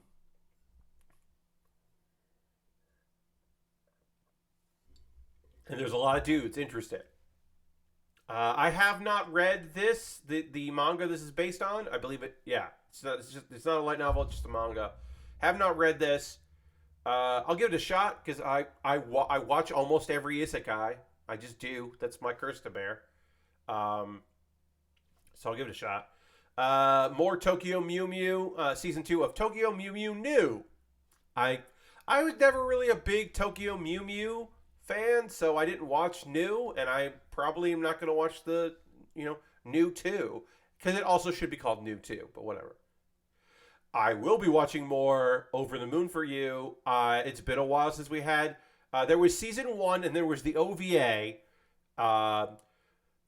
So when Tonikawa Over the Moon for You first came out, um, people thought that because the main character's name was NASA, that there would be for some reason, the people thought there was going to be a supernatural element because of the girl and her like weird. There's some weirdness there, right? No, this is just a fucking. It's just a lovely slice of life romantic comedy about two people that get married at a very young age and then like have to learn about one another. And it's great. And I'm hopeful the second season is just as good as the first season because I really enjoyed the first season. Over the Moon for You is one of the shows I'm most looking forward to this season. Too Cute Crisis. Did High Dive did pick this up. It's an alien that discovers that cats are great. I think I'm gonna watch the first episode. I don't know if this is gonna join my rotation, but the first episode, the premise sounds so good. I feel like I have to watch an episode of it. She wants to destroy Earth, but then she's just like, wait, cats? Oh, cats. Like, I gotta try that. I don't know what that is. I don't know if it's gonna be good. I'm not gonna watch this Great Mission here. This does not look like something I want to watch. World Die Star. Yeah, this is like an idol version of a theater thing, and I believe it's CGI and not something that I'm gonna probably check out. I might watch this. There's a lot of romantic comedies out there, but this is Madhouse, and Madhouse does fantastic work. But Yamada-kun is I've heard very good things about the manga. I haven't read the manga, but heard good things. But it's a girl that like meets a dude in a video game and then is interested in him, but he's only interested in video games. So it's like a little bit of a one-sided romance, but maybe real life will be good for him. I don't know. I'm interested in that premise. I think it's a cool idea. I'd like to see it. Yuri Is My Job is the last regular season episode. I definitely want to know what's going on here. It seems to be a cafe of students, a cafe, like a maid cafe for girls, but it's like a boarding school cafe for girls. And then she is like interested in someone else that works there who hates her. And I'm going to give it an episode because the name of the fucking anime is Yuri Is My Job. So like, I'm going to watch an episode with a name like that. And then we got some shorts that very little shorts have been announced. Very few shorts, as I say, but we don't get much of those. And then Leftovers, Vinland Saga, I'll still be kind of watching on occasion. Very few Leftovers from the previous season, just two. One of which I don't think we have out anyway. And then some movies. I'll quickly go through these here, see if there's any ones that I recognize. And hey, weirdly enough, there's another Detective Conan movie coming out. I don't know how many of those there are, but there are a lot. Princess Principal, more of that. A Psychopaths movie. Fuka, the witch, trying to be witch like her mom. Okay, that seems cute. And then let's see if there's any OVAs or ONAs that seem interesting. Also in the ONAs, we might find like Netflix stuff. Nights with Cats, yeah, that seems cool. Because sometimes they count that as that. Yeah, like this. There's more Pretty Derby coming. I don't know why that's an ONA, but there is. The on-air episode of this terrible of this show. And then a sequel to this show, which the name I can't remember. This is a little girl who is a CEO, but she's also a little girl. And I watched a couple of those episodes, and it was fine. And that is going to do it. Folks watching live, I'll give you a proper outro in a minute. But folks watching here, they're watching this on YouTube. Thanks for watching this whole fucking video. In the comments below on the YouTube video, let me know. What are you excited about for the next season? What was your favorite thing from the previous season? I'd love to hear from you. Ideas you have for future videos. I know what I'm doing next after this, but I do want to hear some ideas of what you'd like to see me do in the future for Pat Baer's Anime Club. Thank you for watching this very long video. This is a 2-hour video. I will not be breaking it up in parts. I just put it up as 2 hours, and it is what it is. But thank you very much for watching this far. And now I'm going to chat with the live folks. Okay.